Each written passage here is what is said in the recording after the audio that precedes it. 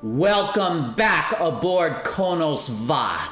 I am Chancellor Gorkon, and I'm really sorry we haven't given you guys a video in a long time, but we've run into some technical issues. Gorkon here. Very well.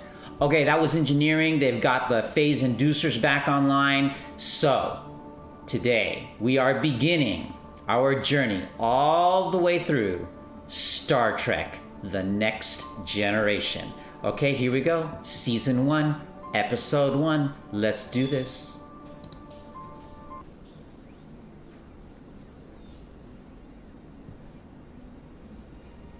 And of course, we have the beautiful, compared certainly to the 60s, this show was in the 90s, so of course the visual effects, the special effects, they're all better. We're going through our familiar solar system, Earth, the moon, Saturn, and then you have the beautiful voice of Patrick Stewart giving the monologue.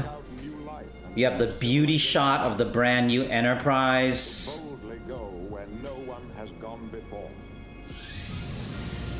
To boldly go where no one has gone before, not where no man has gone before. And that's important because Star Trek has always been inclusive of gender and ethnicity.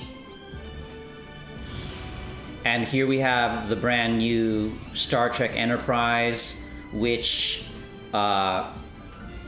looks like the original Enterprise, but of course is different. It's updated. And that's the trick always with sequels, is that how do you make them the same and different?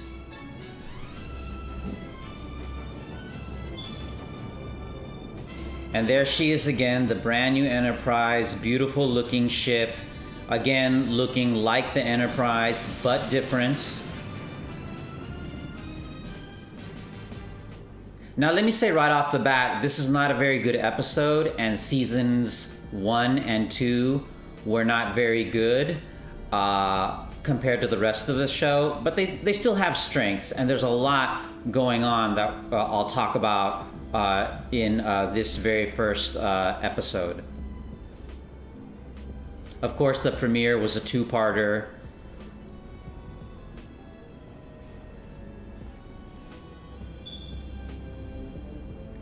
And here we go, another beauty shot of the Enterprise. Beautiful ship, beautiful brand new ship. It's upgraded version. Captain's log, stardate 41153.7. Our destination is planet Deneb 4, beyond which... And look at that. The handsome Patrick Stewart. Again, not as handsome as me. No one's as handsome as me.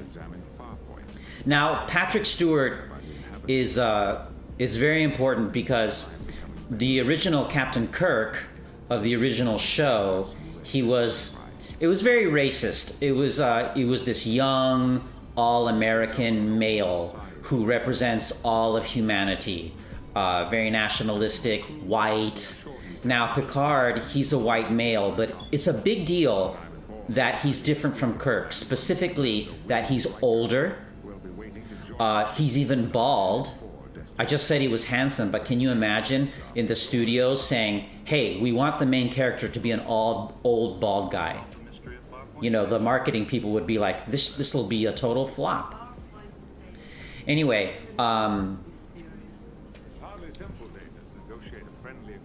I'm getting so caught up in this show. It's so wonderful. This is my favorite show. It's hard to comment and while watching at the same time.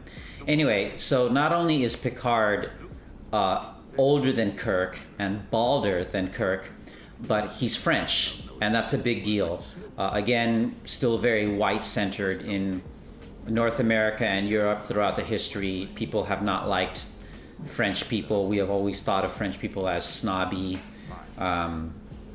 the losers of both world wars who needed to be rescued by England, America, and Russia.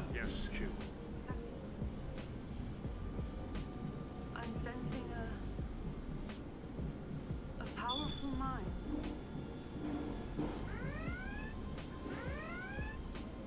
And here we go.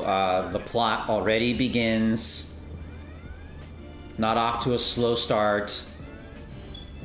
Gotta grab the audience early. This is the first episode of hopefully what will be a long-running series, which in the end it turned into one. You could argue it both ways. It was a big risk to do a sequel to such a beloved show, but at the same time, especially 30 years after that show had been canceled, but at the same time, it's also, you could also be cynical and say, oh, this is a sure thing. Everybody loves Star Trek, make a Star Trek sequel. Of course it'll make money.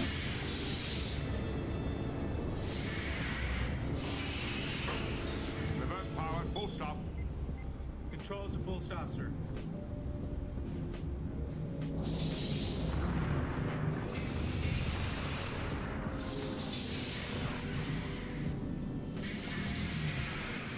Now reading full stop, sir.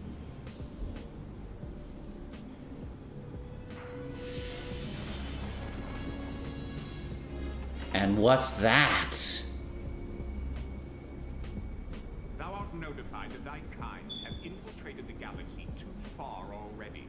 Thou art directed to return to thine own solar system immediately. Directed? Would you mind identifying what you are? Call ourselves human. Well, thou mayst call me that. And already here's a big difference. You have, wow, look how powerful he is. That thou mayst better understand me. Um, Back whence thou camest. If he were Kirk, he would have probably started shooting and punching. But Picard, he's a talker. He's a doer and a talker.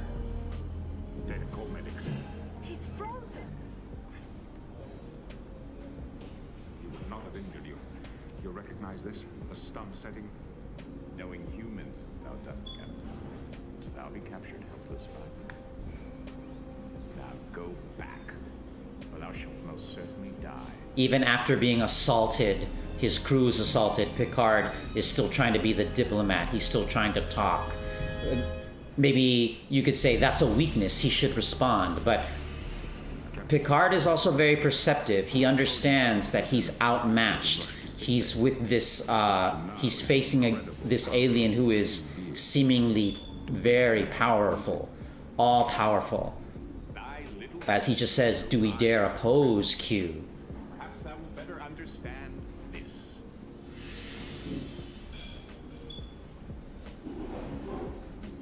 Actually, the issue at stake is... So there are all these themes already going on. Religious, literary, man versus God, the Greeks, man versus the gods, plural. It's a very bold take, you know, as Americans become more secular and embracing science more, it seems that there's this conflict between religion and science, or God and science, or humans and gods, and that's how bold and daring this first episode is. In a way, it could be an interpretation of, hey, we're humans, we don't need God anymore. We have an adversarial relationship with God, and we're okay with that.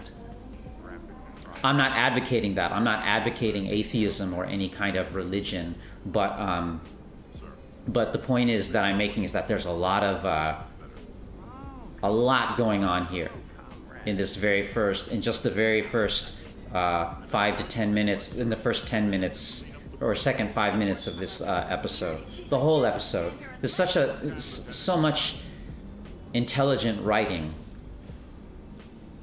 It's not just a bunch of people flying around in space shooting each other. Space humans, of course, found enemies to fight out there, too. And to broaden those struggles, you again found allies for still more murdering. The same old story all over again. The same old story is the one we're meeting now. Self-righteous life forms who are eager not to learn, to prosecute, to judge anything they don't understand or can't tolerate. What an interesting idea. Prosecute and judge.